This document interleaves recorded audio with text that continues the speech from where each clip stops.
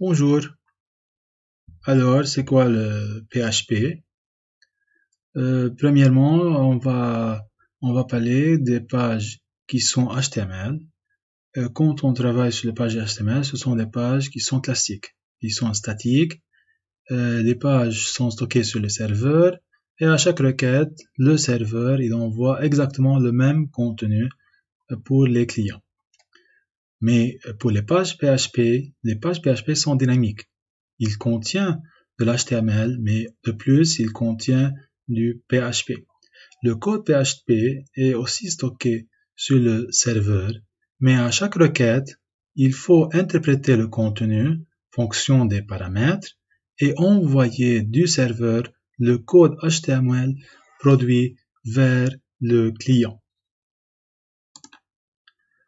Quand on parle des serveurs, on a dit qu'il y a plusieurs serveurs qu'on peut utiliser pour interpréter le PHP. Moi, je vais utiliser, comme vous voyez ici, le Easy PHP. Ok? Je vais utiliser l'Easy PHP. Quand on a l'Easy PHP, on a deux choses qui sont importantes. Ici, premièrement, on a le serveur qui est le serveur HTTP et de plus on a le serveur qui va faire nous parler avec le MySQL. Quand on commence avec cette interface,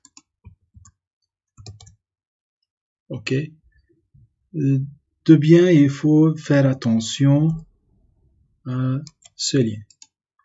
Portable Directory, c'est la directoire où on va mettre nos fichiers qui sont PHP pour qu'on puisse les faire marcher et pour que l'interpréteur peut les voir.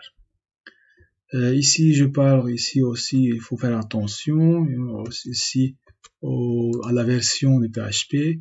Ici, je travaille sur le PHP 7. Il y en a aussi PHP 5, mais il n'est pas plus utilisé.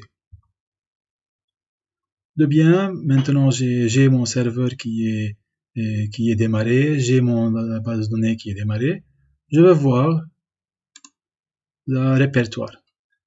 Toujours les serveurs, ils travaillent quand on travaille sur notre portable, sur notre ordinateur, on utilise toujours le 127.0.0.1. C'est le localhost.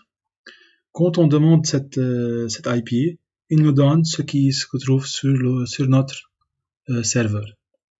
Ici, j'en ai un petit fichier qui nous va donner, je vais le démontrer, c'est le PHP info.php. Il nous donne tous les infos sur la PHP version qu'on a installée ici, qu'elle est installée, la date qu'elle est faite, l'architecture qu'elle utilise, ok, tous les paramètres qui sont disponibles à utiliser. Tout d'abord,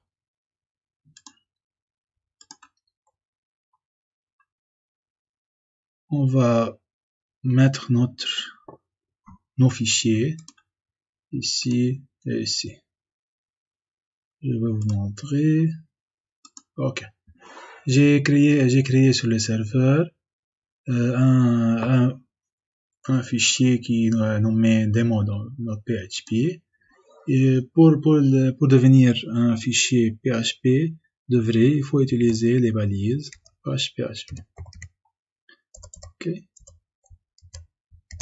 Maintenant, il est un fichier bien PHP. Comment on va le tester? De bien, vous avez déjà, je pense, commencé un peu de la PHP. On peut utiliser toujours le echo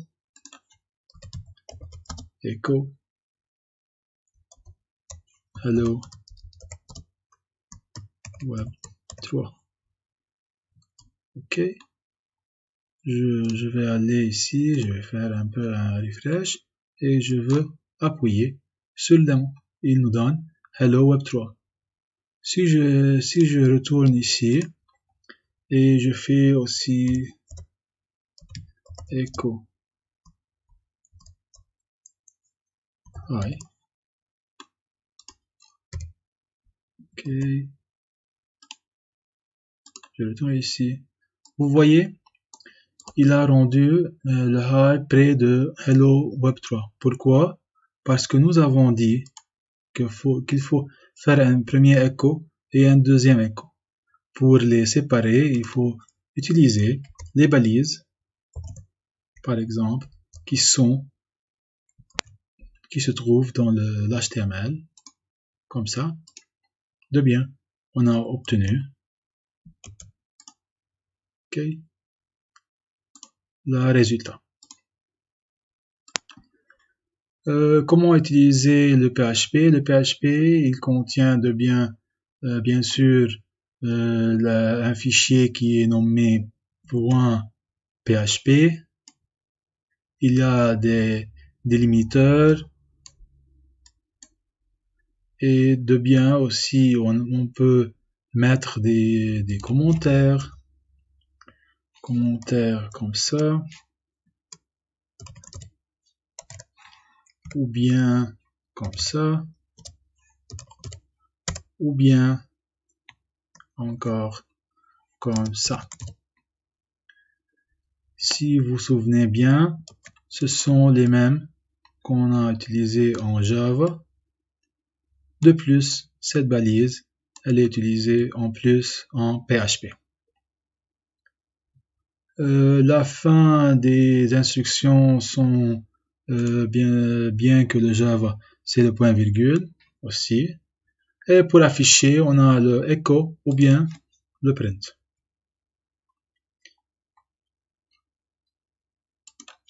Comment déclarer les variables? Toutes les variables doivent être précédées par un $. On a toutes sortes de variables. Ce qui est intéressant à PHP, que on peut utiliser les variables sans faire un typage qui est explicite. Ça veut dire on peut déclarer le nom de variable et l'utiliser sans déclarer un type dorénavant.